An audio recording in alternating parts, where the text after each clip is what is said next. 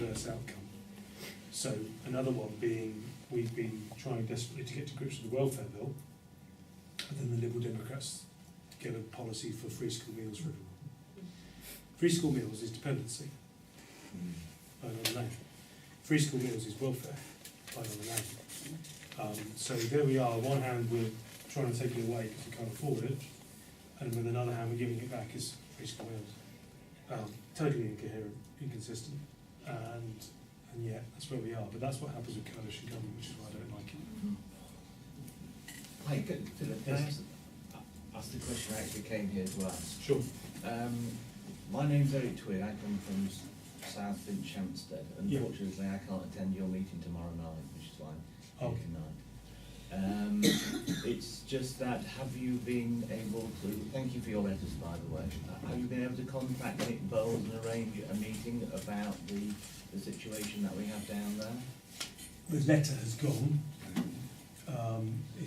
You're talking about the planning application on Lower Sandhurst. I'm looking at Lucy, it's Lower Sandhurst Lane planning application. It's Lower Sandhurst Road. Lower Sandhurst Road, yes. The inspectorate's first decision. Yeah. I've written, not yet got the meeting, but I have communicated with his office. It's gone because I signed it earlier. Yeah, in the week. the letter's gone. And so I'm aware of the case. Yeah. I've had plenty of correspondence. I'm sure you have, but have you heard the latest in that the Wokingham planning barrister has said that on planning it cannot be overturned? Right. So there's severe anger against everyone involved in the planning process down there, because it basically opens the floodgates. Unfortunately, there aren't any Wokingham Borough councillors here today. Normally, there's one knocking around, but I'm looking around, there aren't any here. For those of you from the Bracknell side of things, I have 3 wards in Wokingham Borough, and I try to have a councillor from both. I've got a Bracknell Parish councillor I'm looking at smiling, but I haven't got a Wokingham Borough councillor. So I don't know.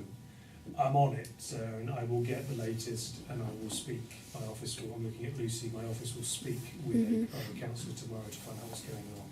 But I'm aware, judging by the mailbox, people aren't happy, and I understand the sensitivities around the applicant and everything else.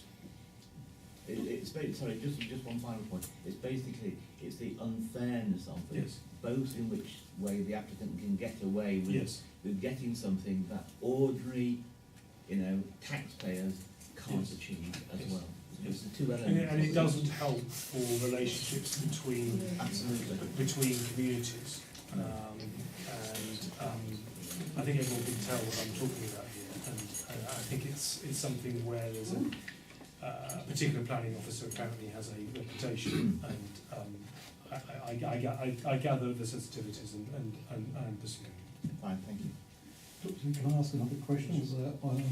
What's the latest on the Maidenhead Hospital? And I'm sure I won't be the first person to say it. In doubt, I'll be the last to say Bracknell to Maidenhead is a pig of a journey. I tell you, Bracknell to Wrexham's worse. Let's keep heading. Well,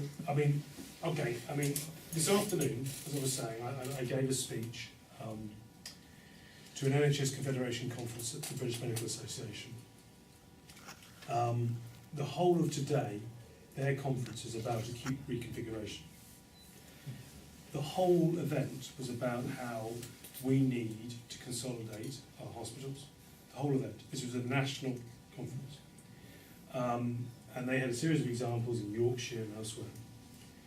I made the speech, and in it I made the point because they were talking about, they wanted a politician's view of what it's like trying to go into bat for acute reconfiguration. Well, I'm the only person doing it, okay, at the moment in the country. And I did it, actually, in my defence, pre-election. So people had a chance to vote against me. Now, everything I've said since, I said before. The difficulty you've got with Heatherwood is it's not fit for purpose, okay? We are trying to deliver 21st century healthcare in inappropriate buildings. A good friend of mine was there the other day, and she actually works as for a company, a management consultancy company that specialises in healthcare. And she texted me, utterly shocked at the state of this hospital. This is somebody who knows hospitals up and down the country.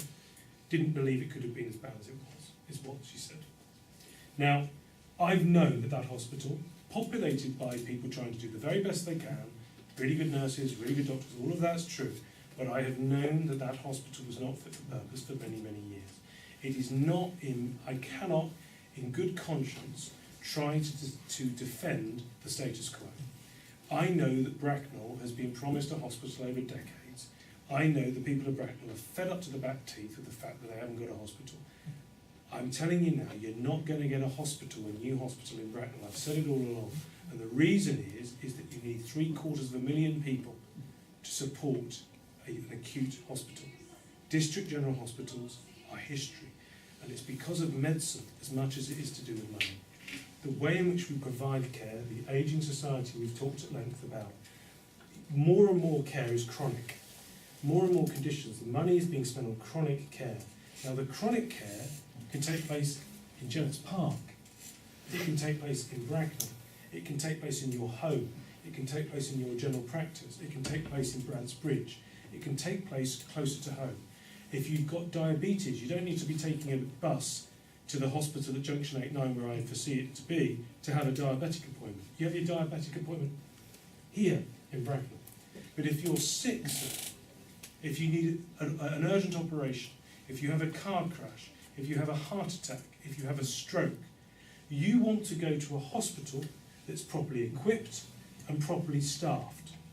That's what you should want, and to have the best outcome so you can survive, so you don't die. Now, we can't do that at Heatherwood, and at Frimley, and at Wexham, and at Royal Berks anymore. And none of those hospitals are fit for purpose. They're not. They haven't, I mean, some of the newer buildings within those sites will be, but as a whole, they're not in ideal locations. Frimley's not in a great location. Royal Berks is downtown Reading, you can't park. Wexham's in a farm field and is £80 million in debt. And Heatherwood, what we know about Heatherwood. I mean, let's be realistic here.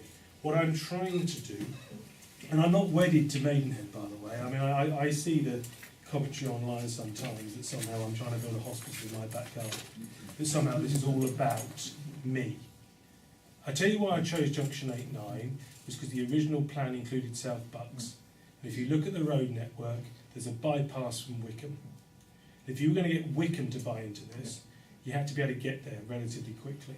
That's why it was 89. Now actually, I know this is a bit of a long-winded answer, actually, since I issued that project, I've actually pivoted more towards merger with Royal Berks away from South Bucks, which actually, if you were going to merge Royal Berks, Heatherwood and Wexham and Frimley, which is probably where we're going to end up, the epicentre of it is where? It makes a lot more common sense with Reading on the basis of was there all natural So the communication epicentre of in it the Thames Valley. is probably is- Junction 10. Yeah, is east to west. Okay, but ain't that Yeah. far from here, sir, is it? Yeah. So I'm not wedded. Yeah. I'm not wedded to Junction 89. Actually, it turns out Junction 89 is a plot of land. It's the right size. Some architects have done a pro bono work and they've designed a hospital. It's fantastic. Is that at the Majeski Stadium? Is that That's 11. That's Oh, that's 11. 11. 10 is the one up here. Oh, right. Okay. Now, I don't have any control over where this takes place. All I have responsibility for is to try and provide some leadership here, some political cover, which I think I've already done. Now, Frimley are going to take over Heatherwood and Wexham. Let's wait and see what happens with Royal Berks. Monitor have just withdrawn from, they've said that Royal Berks have sorted out their problems. Let's wait and see. Going back to ageing, all of these hospitals are coming under increasing pressures. The demands are great upon all of them. And they all know that they're going to have to do what we had described to us at the BMA this afternoon, which is they're going to have to look at 3 hospitals and work out how to make it into one. So provide chronic care to the community. So all your outpatients, your physios, your diagnostics, everything can be out in the community. But if you're sick, if you're properly sick, I tell you what, I want to go to a hospital, and if it means travelling 10 minutes longer, I'll travel 10 minutes longer, because I want to get to a place where the right people are with the right equipment, because I know I'm more likely to survive. But we're further forward in terms of the debate, actually, than I thought we would be. I think we're further forward locally because actually finances are driving it there, because Heatherwood and Wexham is really in real problems. And so we're further forward than I thought. Decision on these things, well, this is all going to get wrapped up with general elections now, sadly. But I think that reconfiguration decisions up and down the country are going to start coming up in the next Parliament. And I'm hoping, and I'm certainly pushing, for Thames Valley to be done as soon as possible. My concern is that Thames Valley is actually an east to west valley. It is. And was other, so whether it's anything along that route, was that there's no natural north-south route at all. So no, which is why 8-9 was always troublesome, because there should, I mean, you know, it's like you come out of London, you can't turn left at junction 8-9. Why isn't there a road to Bracknell? Yeah. It's sort of almost like, it seems odd, you want there to be a road you can turn off that. Now, maybe that needs to be done, but that's a whole different debate. But the point I'm trying to say is that 8-9 was, but it was because I was talking about South Bucks at the time. And that's now out of the equation. Well, Buckinghamshire is absolutely screwed by PFI. I mean, it's politically much more difficult. It's not out of the equation because ultimately you're looking for an appropriate location with the right size of land and everything. And there is this plot of land there which is owned by one owner. And Windsor and Maidenhead are actually going through a strategic plan debate. And I know that the MP for Maidenhead is making sure that piece of land, she's trying to lobby for that piece of land to be considered for a hospital development. But So South Bucks, you've got the A404. Yeah, but M4. But Buckinghamshire has got real problems with its healthcare provision because they've got a single A road up through Risborough to Aylesbury that's totally inappropriate for people to go from Wickham along. And so there are there are issues like this across the country. And I think we're actually quite fortunate in that there is this motorway that runs through the heart of Berkshire. So really anybody's going to, if they're going to put a hospital anywhere, they're likely to put it along the M4, I would suggest, because it makes sense to. But there's also an argument for an extra helicopter in here, and faster transfer and things. And maybe local companies need to think about their responsibilities in that area, because the hospital, by the way, all the helicopters are all charitable funded. There's no NHS money in the helicopter service. None at all. What sort of timescales would you be working on then to get this hospital set up at Junction 10? Oh, first of all, the location, I don't know. But once a decision is made, it's about a 4-year build, something like that. It's about a 40, it depends on the thing. So I could possibly go there in my lifetime. Well, I'm hoping so, sir. I took a longer term. When I did this, most people told me don't do this. I actually did it before I was even selected as the candidate. I started talking about it on Better Radio Berkshire, and I did it because I had the knowledge, I guess. I knew that the Royal Colleges, all the medical Royal Colleges wanted this to happen, and I knew the local area very well because I'd worked around here a lot, and I knew that we needed to do this. I'm under no illusions about how difficult it is, both politically and economically, to deliver, but we can do this, and we should.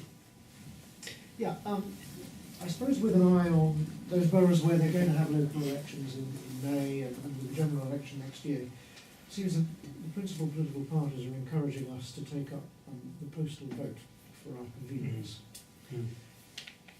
I think it smells a bit. As a practitioner, political practitioner, what's your view? I don't like postal votes, I get rid of them. Thank you. I'd rather have mobile polling booths for people who can't get to the polling station. I also would make it obligatory to vote, not to vote for someone, but to just go on the day. What happens if I'm actually out of the country on the day that the I polls think are? you can have situations where you can try to deal with those, but ultimately, I think we take our democracy too lightly in this country, and I think that my grandfather and others fought for a reason, and I think we should participate in the democratic process. And if parties are being singularly uninspiring, then just spoil the paper. I'm not telling people that they have to vote for a party, but I don't like postal votes. There are problems with postal votes in certain parts of the country. We all know the stories. I'm not comfortable with it, never have been. So if it was up to me, which it isn't, but if it was up to me, I would get rid of them. But as we've got them, political parties are left with no choice but to work in the system that they've got to deal with. UKIP actually are getting rather messed up by this because in South Shields, for instance, apparently the postal vote was what won it for Labour. Because the Labour Party are very organised in their heartlands, so they've got a large postal vote organised. And so UKIP, you know, reportedly said, we've hardly got any postal vote operation in place, how can we compete? And I don't think that's necessarily a good thing for democracy. I think the actual physical act of just going like that means a hell of a lot. And I think we should go back to it. Yeah. I agree with you, the physical act of voting is very important. I would go with you to make voting compulsory. But I spent 12 out of my last 15 years as a senior executive for a major multinational abroad. Yeah. I had a postal vote during the whole of that period of time, so I could actually participate in democracy, a place where I was still paying part of my taxes to. If you took away from that away from me, what connection do I have when I'm actually defending Britain's interests abroad? I tell you what, I think it should be within our capabilities. I don't know which country you're in, sir, but I 5 different countries. think, yeah, I think it should be within our capacity to have a box delivered to each embassy of each country, actually. So you physically turn up and you vote. So, one of the countries is the DR Congo. The DR Congo Well, is as big I as mean, Europe, I know, and sir, the problem that you get across DR Congo is that you can't do it. I know, but That's the it. point that the gentleman is making is that there is scope for abuse of the postal vote system. And I think it has three been. major parties. Okay, I'm uncomfortable with it. I hear what you say, but with respect, there aren't that many people in the DR Congo who want to vote. I think in those countries where there is an expat community, so parts of the Middle East, France, Spain, I don't think it's beyond us to be able to have a system whereby people physically vote. I really don't think it is. I don't think it's coming, but I was asked a straight question. I don't like postal votes because they have been and continue to be abused in certain constituencies in this country. And I find that deeply concerning.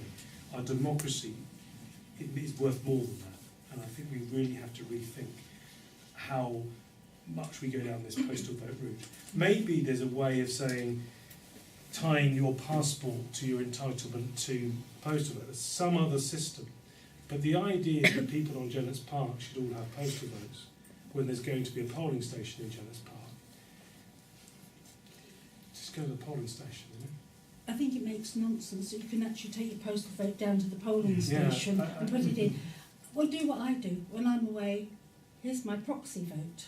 Yeah, there is proxy votes. I as well, which is another way don't of dealing with like your postal situation. votes. I think it's Yeah, bingo neither. But I mean, this isn't on the horizon. No, But no. I think personally, there's something about the physical walking down. One of the best moments for me during the general election day in 2010 was in Great Hollands at about 5:30, and I did a tour of every single polling station and constituency on the day. And about 5:30, everyone was flooding down the streets, just flooding to vote. Now, I like to think they were all voting for me. To be honest with you, whether they were or not, didn't matter to me. It was just democracy in action. People walking down the street, and I want to see that continue. Can I ask two other points on that particular issue? Firstly, do you classify electronic voting in the same way? I don't like electronic voting because people are suspicious about. There's something about the physicality. That's my pen stroke. Right. That I like. And the second point is that would polling increase, do you think, if the day was changed from, say, Thursday to a Sunday, like it is in a lot of other European countries? Yeah, I think that's a fair point. I mean, people always don't like change on those things. But I was in Germany for the elections for the Chancellor in September as a guest at one of the parties, and Sunday seemed a better day almost. Everyone was able to do it, and I think that I could be persuaded, but I suspect there would be this sort of reluctance because the British have always done it on Thursday. So I don't feel that strongly about it, but I can understand why people would want to change towards it. We don't have the Lord's Day Observance Society Yeah. in charge anymore. Michael. Oh, thank you. I just wanted to ask you about your opinion of the local enterprise partnership and their role in Berkshire, what they should be doing or are doing currently to promote economic development in Berkshire. Pretty positive actually. They've been to see me. I've spoken to them a few times. They have a. I mean, it's quite. I mean, around here, I mean, economic figures are pretty good, and by national comparisons, I mean, my staff were telling me. I mean, the unemployment rate now, the JSA Clover is less than 2%. It was almost 3% in 2010, and so economically, we are very fortunate as a region. So it's quite difficult for the LEP, and trying to, it's like anything, when you're right up at the top of things, trying to get that extra bit is actually harder than if you're down the bottom. Same in all things in life. But I was impressed by them. They've got different ideas about different types of industry that they want to go into. Training is always an issue, both training of young people, but also people who are changing jobs midway through life. They've got some ideas about infrastructure. They actually, in part of their plan, are talking about the road from Junction 8 down to Bracknell. That's cropped up as they're thinking that might be something that's required. So actually, no, I'm pretty positive about it. I think where we sort of interacted was I've been running a campaign to try and improve broadband services locally, because it is quite remarkable that this is part of the IT triangle of Britain, and local broadband is in places in this constituency is just not good enough. Finchampstead is particularly weak, and there's a lot of people down at Finchampstead who are employed in the IT industry, so you can imagine their frustration. And so we've spoken about that and about how we try to deal with that in the area. And so yeah, I mean I'm broadly positive about them actually. They seem quite. I don't know how you found them, Michael, but I think I found them. They're very positive. I just wanted to make sure they